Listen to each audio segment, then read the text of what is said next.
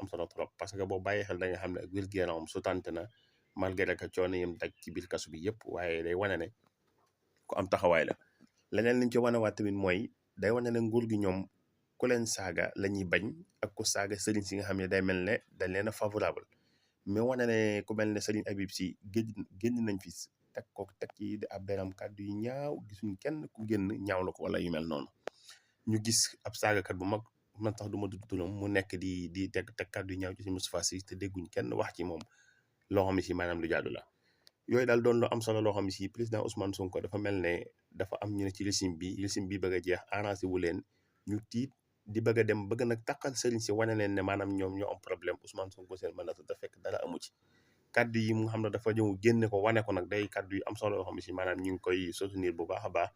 tey ñaan képp koo xam ne si am nga kaddu ku kawe kaddu yi Madiambal Diagne yi nga gën a démentir ko xamal ne li mu wax dara la